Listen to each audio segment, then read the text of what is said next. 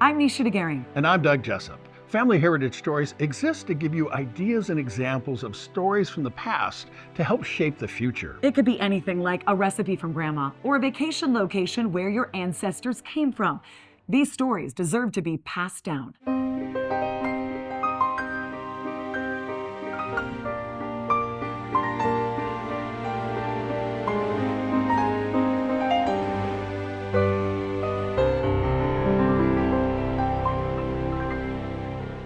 Welcome to Family Heritage Stories, where we talk about what makes us who we are.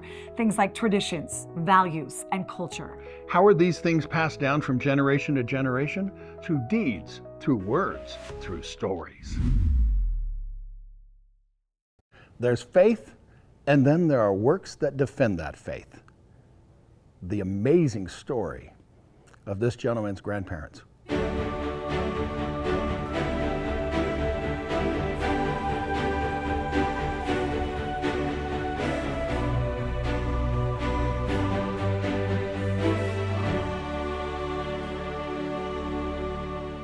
With me today, Shai Lustgarten.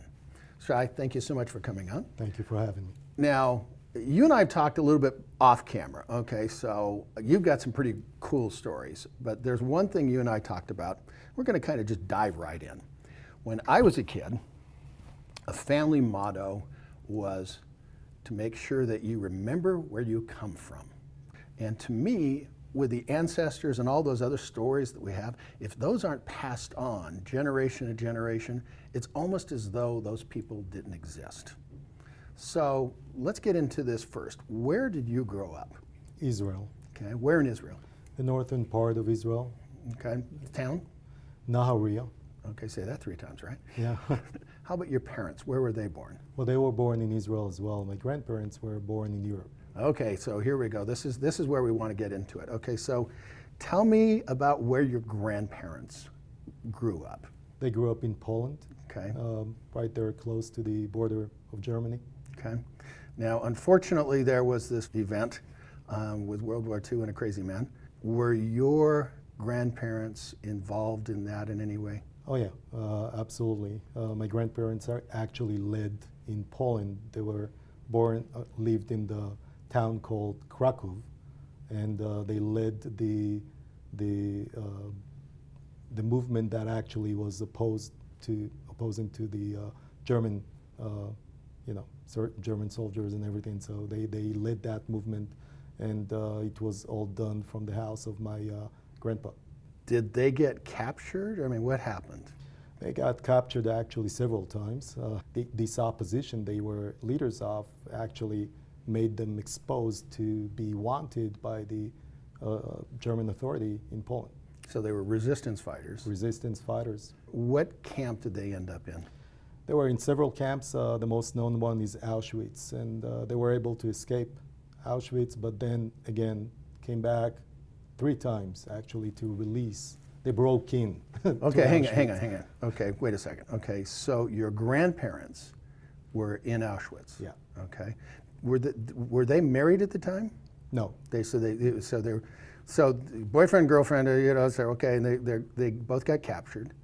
They're in Auschwitz, and then they escape, but they break back in. Right. They joined the partisans in the forests. Yeah. The resistance that was named the partisans, and then they were able to lead back some forests into breaking in and get a lot of Jewish people out, and they did that 3 times. Wow. I mean, because, number one, Auschwitz is like, do you think people knew what was going on? I don't think people understood. They knew what is going on, but they didn't understand what's going on. It's like us today. If I tell you that, these things happen, you're probably not going to believe it. And that's the same thing that was back then, same thing. So that's why it took a long time, several years, for people, for at least the Jewish people, to understand that they are going and getting murdered. Wow. Wow. I mean, that just blows my mind to think that they would actually break in to get people. So how old were you when you started hearing those stories from your grandparents? as young as I remember myself. I mean, I was basically I would say the grandchild that they wanted to tell all these stories to, even less to their kids, but they exposed me to it a lot. So why do you think that they felt it was important to tell their grandson? If you remember, then that is the best tool to actually make sure that these things don't, again, happen. And that's why we try to do that in schools. We try to do that in different occasions, and always try to remember how these things happened, why they happened, what happened, tell the memories, share the memories. There are a lot of different forums in Israel where you have the chance to listen to Holocaust survivors, which are getting fewer and fewer every year, but to listen firsthand to survivors, and that's how we pass that from generation to generation and try to remember that. Remember where you come from. Wow, that's amazing. So did they have the number tattoo? Absolutely. So where would that tattoo have been? Right here. Thank you for joining us for this special episode of Family Heritage Stories. If you would like to help us continue with this great and important programming, please visit herosalutestories.org.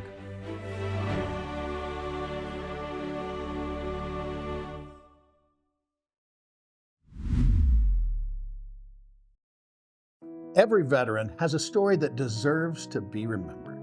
At Family Heritage Stories, we collect, preserve, and share those personal experiences of our veterans. Your donations help us document and honor those veterans and their legacies for generations to come. Join us in ensuring that their legacies live on. Donate today at herosalutestories.org.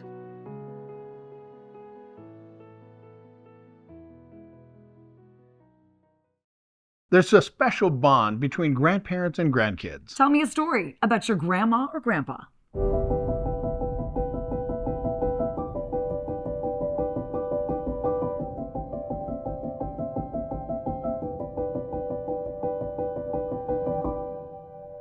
Hi guys, this is Doug Jessup. With me today, Manuel Romero.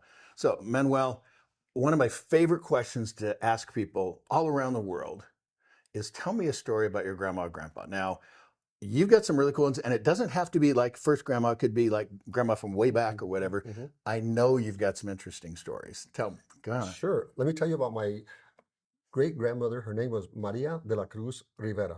Oh. 22 years old. Sometime late September of 1821. She's living just outside of Santa Fe. Her little sister comes running up the hill and is asking her, kind of this look on her face that she was puzzled and she had something to tell her. And she runs up to her little sister, and obviously all this in Spanish, Yeah. and asks, Maria, guess what? We're no longer citizens of Spain. We are now citizens of Mexico. Okay. My sister, okay, wow, okay, wow. So some 27 years later, the sister is much older, living in the same house. She sees her sister once again running up the hill.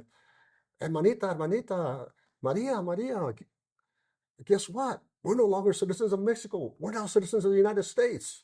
Okay. So my great-grandmother became the citizen of 3 different countries, never left her home. Never left her at Santa Fe. Wow. Outside of Santa Fe. Outside of Santa Fe. Oh, that's very cool. I stood in the doorway of that factory. I knew I was free, but somehow the reality of it, I prayed for it for 6 years, in every waking hour. And I couldn't absorb the wonder of perhaps freedom until a crushing, almost overwhelming joy by seeing a strange car coming down a hill. No longer green, the white star of the American Army on its hood, and 2 men in unfamiliar uniforms sat in it. I stood in the doorway, and one of them, we gathered them to be Americans, jumped out and he came toward me. One of those men that sat in that jeep came toward me. And I was looking at him with incredible awe and disbelief, but I was looking at someone who fought for us, Of course, I was terribly frightened what his reaction would be if I tell him we are Jewish, but I felt I had to tell him. So I looked at him and I said, we are Jewish, you know. He didn't answer me, which seemed to me eternity. And then he said, so am I. This was the greatest moment of my life. Then he asked an incredible question. He asked if he could see the other ladies. Obviously a form of address we hadn't known and heard. And I told him that most of the girls were inside, they were too ill to walk. He asked me to come with him. I didn't know what he meant. He held the door open for me and let me precede him, and restored me to humanity again. And he has been holding the door open for me now for 50 years, my husband. His name? Kurt Klein.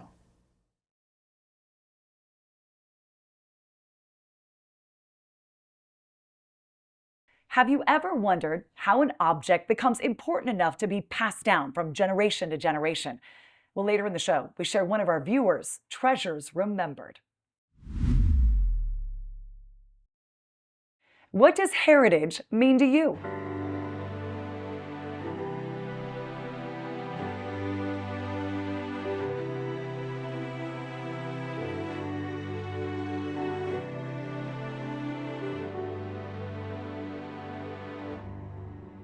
With me today, Rabbi Samuel Spector. Rabbi, thank you so much for coming on. Thank you for having me. Why, as a rabbi, is it important to make sure that people never forget the Holocaust? Because the Holocaust, nothing has ever occurred like it. And God willing, nothing will ever occur again like the Holocaust. Now, we've had genocides since then, which are horrible. But the Jewish population today is not what it was 80, 90 years ago, still less. And so I think there's a couple of reasons to remember the Holocaust. One is that it's important to study history so we can learn from it and not repeat it. And two, it's important to remember where you come from. And in the Holocaust, entire families were killed, entire villages.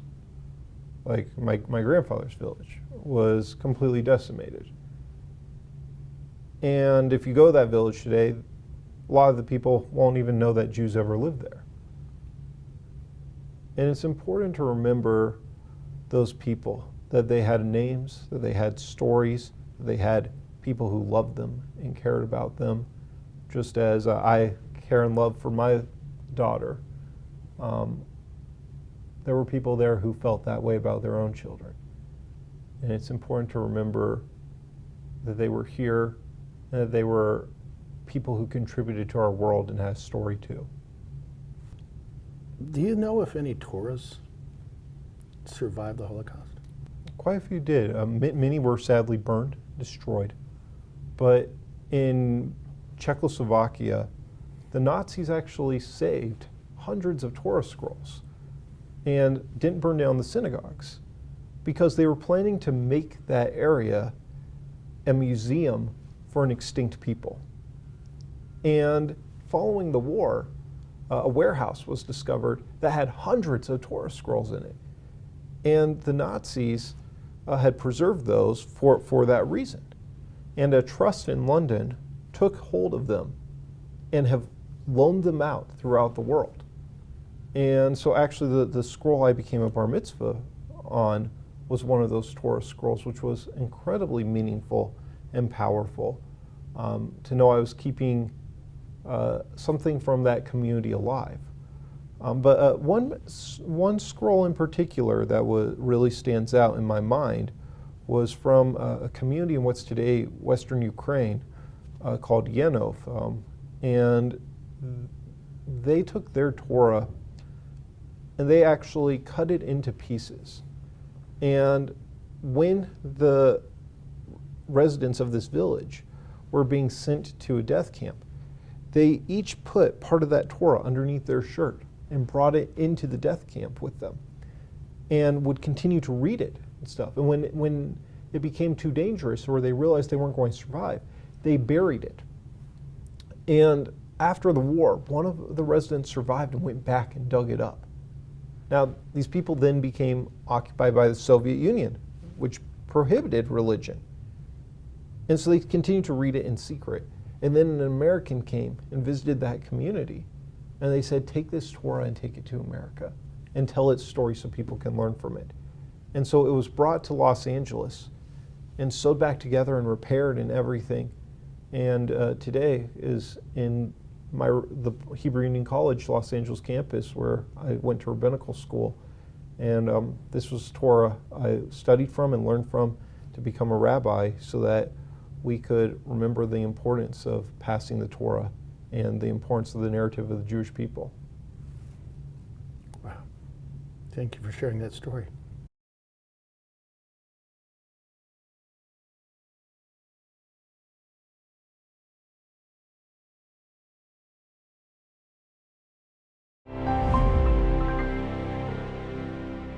You're watching Family Heritage Stories with me and my grandpa. We'll be right back. Let's go, Mom. We're going to be late. Hi, Mr. Tony. Mom, what's that? Nothing. Just get in the car. Let's go. Who did that? Come on. Right now. In. Get in. Right now. Let's go. Did you paint it or something? Move it. Seatbelt on. Right now. Put your seatbelt on.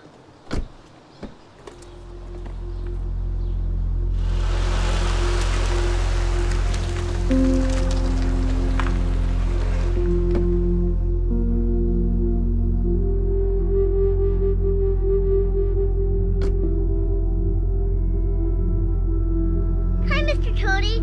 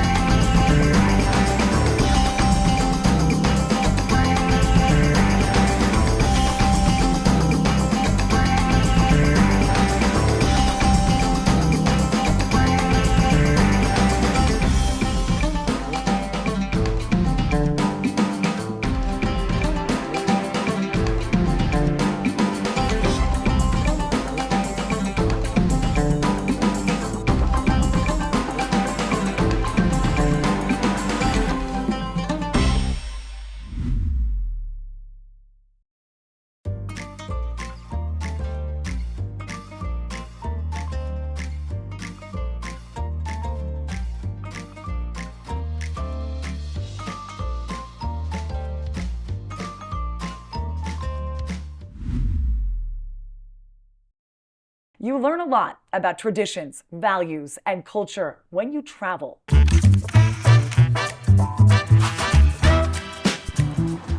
What's happening, guys? In today's episode, we will be exploring the Pomeranian Duke's Castle here in Szczecin, which is an absolute landmark and icon of the city itself. Let's explore together.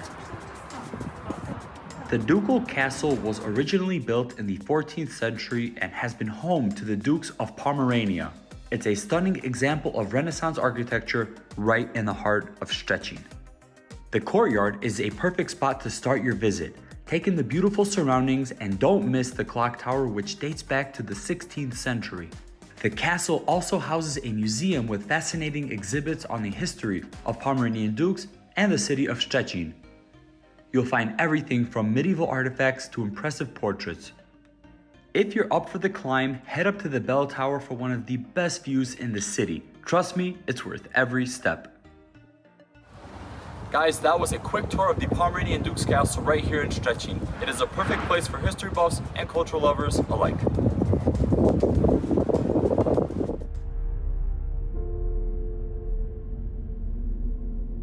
Far from the hustle and bustle of the city, explore a natural wilderness.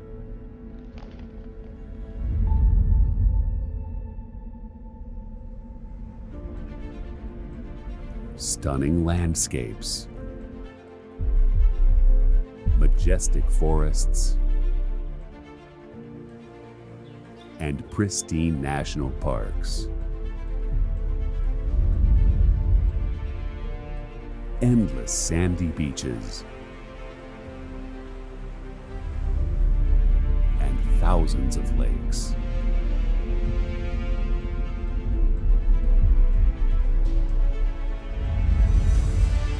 Come to cities rich in history. Hear about amazing legends. Discover the flavors of traditional cuisine.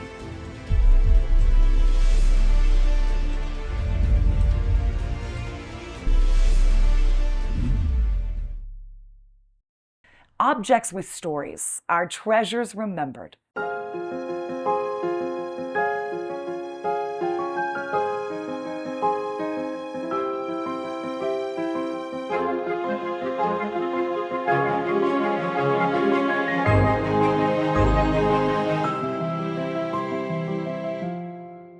Alana Schwab from Banbury, Connecticut, sent me these pictures and the story behind her Russian samovar.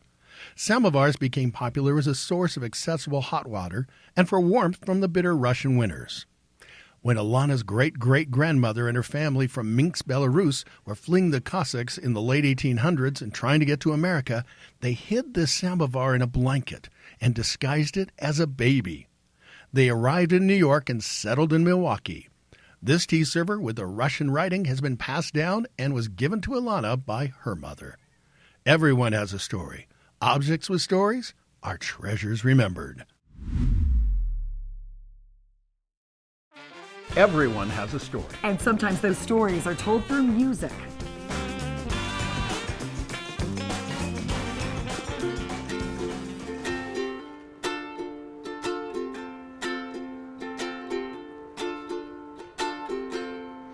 Where there is hatred, let me bring love. Where there is doubt, let me bring faith. And where there is falsehood, let me bring truth. And where there is pain, I will comfort you. Make me an instrument of peace. Make me an instrument of peace. Make me an instrument of peace. Where there is silence, let me sing praise. Where there's despair, let me bring hope. And where there is blindness, let me bring sight.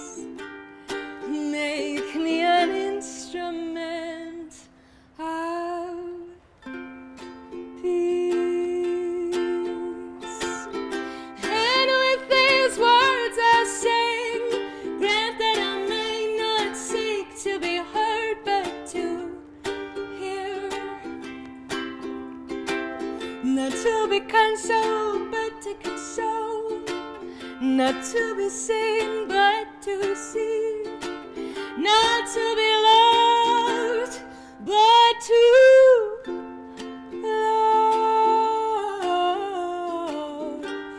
Make me an instrument of peace. Make me an instrument of peace. Make me an instrument of peace. When we give love, we will receive. When we forgive, we'll find reprieve. Make me an instrument of peace. Make me an instrument of peace. Make me an instrument of peace.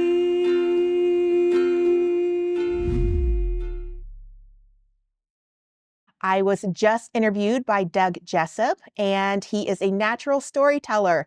And he found my story because I would have told you that I didn't have one. But his passion, his enthusiasm, and his true interest really brought out some things and memories that I really didn't think anyone would care about. But he's made it into a wonderful experience for me. Everyone has a story. Stories have power. They help us understand each other. If you want help saving your family heritage stories with a private interview, contact Krista at fedorafoundation.org for pricing and availability. It's our honor to be able to help people remember where they came from. The Fedora Foundation supports the collection, preservation, and distribution of diverse stories of traditions, values, and culture through Family Heritage Stories, on TV and online at familyheritagestories.org. How do you want to be remembered? With another episode of Family Heritage Stories, I'm Nisha Dagiri. And I'm Doug Jessup. Where there is hatred, let me bring love. Where there's doubt, let me bring faith. And where there is falsehood, let me bring truth. And where